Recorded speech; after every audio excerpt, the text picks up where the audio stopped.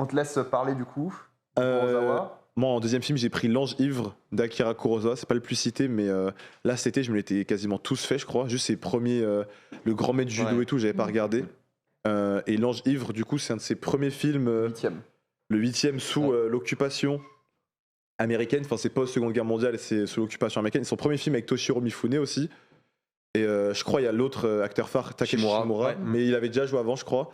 Où on suit du coup un film où il y a un médecin, joué par Shimura, qui reçoit Toshiro Mifune, qui est un mafieux, tout ça, dandy, macho, qui est atteint, je crois, c'est tuberculose.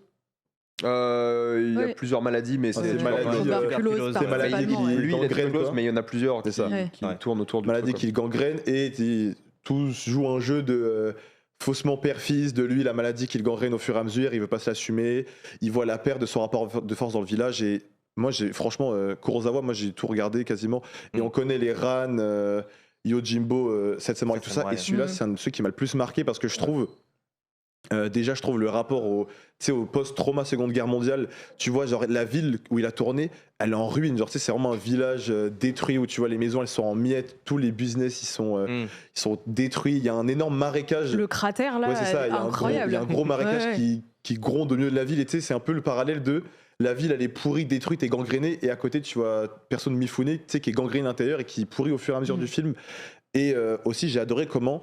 Moi, je savais pas, j'ai regardé des trucs après, que du coup, pendant l'occupation américaine, au début, il y avait grave du coup de la censure dans les différentes formes d'art, dont le cinéma, et tu pouvais pas du coup critiquer directement la guerre, les États-Unis, les soldats. Et en fait, par des détails, Akira Kurosawa, il arrivait dans sa mise en scène à du coup faire des remarques. Ou du coup, un truc que tu sentais dans le film, c'est comment les États-Unis ont influencé les Japonais dans plein de mauvaises choses. Par exemple, perso de Toshiro Mifune, il est un peu gangster, figure machiste, ils vont en soirée, vraiment ça picole, ils vont voir des femmes, ils dansent, même dans le détail, ils mettent des musiques américaines. Enfin, tu vois, vraiment, ils ont gangréné la ville dans leur corps et dans leur manière d'agir. Et j'adore le rapport de force, le perso Takashi Shimura, il est hyper touchant, le médecin vraiment perdu, mais qui essaie un peu de le récupérer. Mifune qui...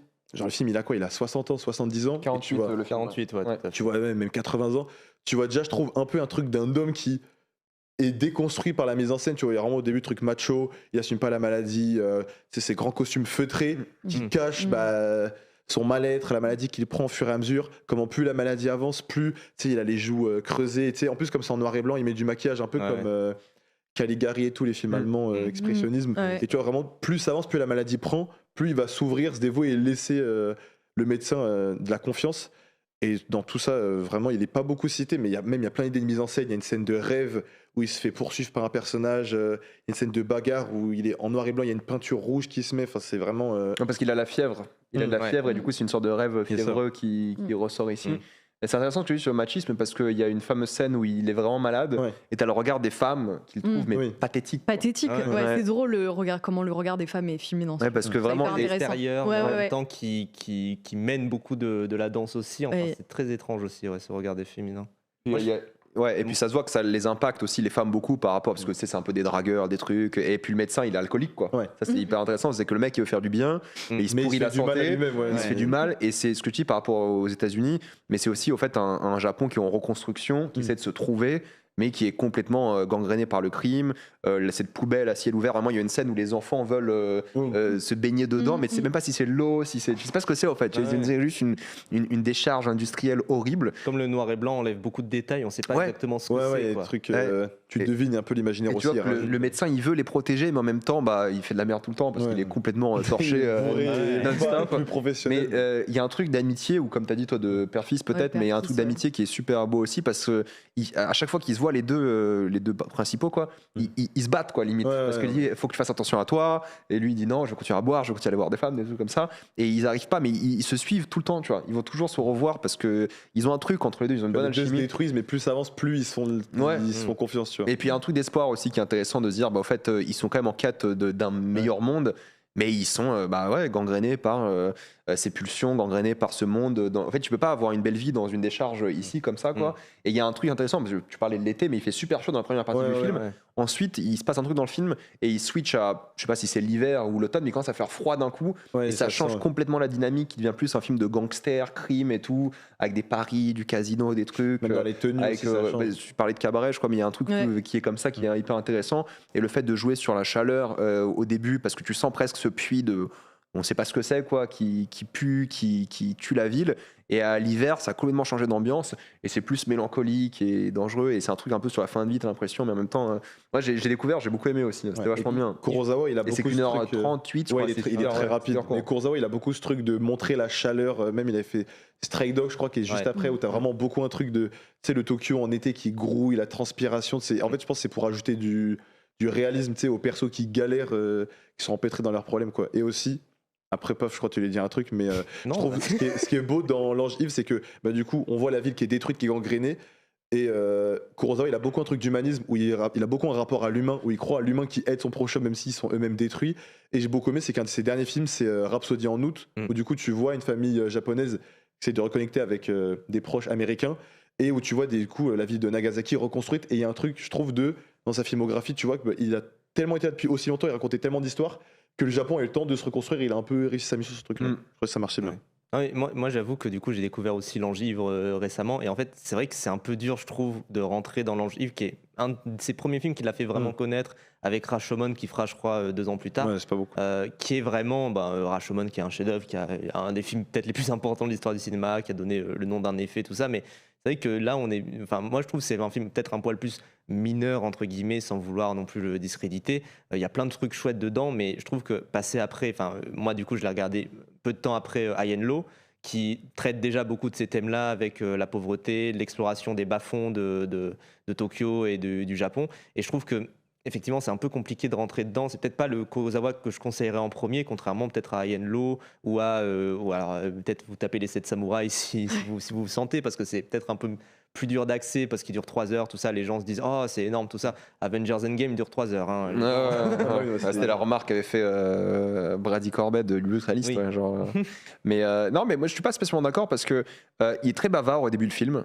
Il est quand même, tu sais, ils vont au médecin, il y a des allers-retours, donc il est très très bavard. Il y a cette composition du cadre de Kurosawa où ils bougent beaucoup, ils sont hyper actifs, ils font toujours des trucs. Et je trouve que plus t'avances, plus ça se calme. Mais le début est quand même hyper rythmé, ça te met bien dedans. C'est bien, mais je trouve qu'on est plus. J'ai l'impression de voir les bases de Kurosawa, peut-être son premier. Tu vois qu'High and Low, il a pris beaucoup de L'Ange Ivre aussi, et dans la composition, dans ses pièces, comment il bouge. Presque tous ses films, ils progressent par rapport à ceux d'avant. Tu vois. Moi, j'avais vu un qui ressemble beaucoup à High and Low, c'est Les Salauds dorment en paix. Je crois que c'est inspiré d'Hamlet. Et tu vois quelques lacunes, mais tu sais, il y a quand même le truc déjà un peu bureaucrate, politique, homme avec beaucoup de moyens. Dans High and Low, j'ai l'impression que il corrige les défauts de celui-là, tu vois. Il y a toujours un truc d'amélioration. Mais L'Ange Ivre, je vois ce que tu veux dire, où c'est sûr que c'est pas le plus abordable, mais sa durée, les thèmes abordés, le rapport père-fils des persos et c'est le premier rôle de Mifune avec Shimura, tu vois, j'ai l'impression que magnifique. Tu peux te le prendre quand même. En plus, il est beau, il est très bon. En vrai, ce que je trouve très bien dans L'Ange Ivre, c'est que t'as vachement de films qui veulent traiter de plein de thèmes. Et tu sais, parfois c'est grossier. T'as vraiment l'impression que le réel a dit bon, partie 1, partie 2, partie 3, on va. Et là, tu sors du film et en 1h30, tu dis ah ok, genre on a discuté de ça, on a discuté de ça, on a discuté de ça. Mais en fin de compte, t'as même pas l'impression qu'on t'a imposé 10 thèmes différents. Je trouve ça. Moi, je trouve que le film est hyper fluide par rapport à ça en fait. Je suis d'accord. Ça fait pas liste de course quoi. Ça fait pas liste de course. Alors que pourtant, Dieu sait qu'il y en a techniquement si tu plonges dans le truc. Nope de Jordan Peele. Parfait exemple de la non mais vraiment j'aurais pas trouvé mieux. Parfait exemple de la liste de courses de thèmes. Mais voilà tu vois c'est genre Nope que je pense. Parce que lui il fait blockbuster, western, ségrégation, truc. Exactement. Et je trouve que c'est vraiment incroyable de réussir à faire un film où tu casses plein de trucs mais c'est fluide quoi. Moi j'adore Nope, donc après moi j'adore Nope. Je trouve ça un chef-d'œuvre, je trouve c'est le meilleur des trois. C'est mon préféré. Un chef-d'œuvre, d'accord. Le seul bon point du truc, c'est 10 minutes dans le film. C'est un cauchemar vivant ce film. Non. En salle j'avais bien aimé, puis t'y penses, et tu le revois, et puis j'ai adoré moi le revoyant. Alors que les autres je les ai revus, Get Out et As, et je les ai beaucoup moins aimés. Tout ça pour la. As le meilleur. film de Jordan autant de VO Peele. et pourtant. Mais voilà. Us, moi je trouve c'est peut-être son plus faible. Après, il est quand même super bien. Il y a de la relecture, il y a toujours un peu de relecture. Après, c'est vrai que c'est toujours un peu le petit malin Jordan Peele qui met un peu de relecture dans son film. Et au final, bon, ça s'emmerde un peu. Mais dans Nope, je trouve quand même qu'il arrive à aller un peu au-delà de tout ça, quoi. Mais on en reparlera la semaine prochaine parce qu'on a quelqu'un qui a choisi Nope. Oui, c'est vrai. C'est une liste de courses quand même. On en parlera. On dira liste de courses à la personne qui a conseillé. Ouais, Ok. je sais plus qui c'est, mais on en parlera. Imposez-lui la liste de courses. Et juste, je voulais conseiller parce que moi, c'est vrai que je suis d'accord avec toi, c'est très bavard aussi. L'Angélique. C'est peut-être ce que j'ai pas trop aimé, c'est que moi, j'aime bien quand Kurosawa, justement, est un peu moins bavard. C'est pour ça que j'ai bien aimé l'antagoniste de High and Low parce qu'il parle quasiment pas. Et je sais qu'il y avait un film que j'ai vu en salle quand j'étais vraiment peut-être au milieu de cinéphilie, quand j'étais en études, tout ça, qui est peut-être 2019, un truc du genre, qui est Le Lac aux oies sauvages, qui est un film hongkongais, chinois, je ne sais plus, qui était vraiment bien et qui fait penser beaucoup à du Kurosawa par moment dans sa lenteur, dans son exploration justement des bas-fonds. C'est en couleur pour le coup, mais c'est vraiment un film que je vous conseillerais. C'est quoi le titre de qui? Le Lac aux oies sauvages, je ne sais plus. Aux oies sauvages? Le Lac aux oies sauvages. Aux oies sauvages, ok. Pardon. Mais c'est vraiment effectivement... Je sais plus qui est le réal, je l'ai vu comme ça avec des potes au cinéma, mais il faudrait que je le revoie à un moment donné, mais il était vachement bien. Thaïlande, me semble. peut-être. Moi, je suis raciste, désolé. mais voilà. Ok, top. On passe au... Juste peut-être avant de passer, en Kurosawa, qu'est-ce qu'on pourrait conseiller comme première découverte aux gens?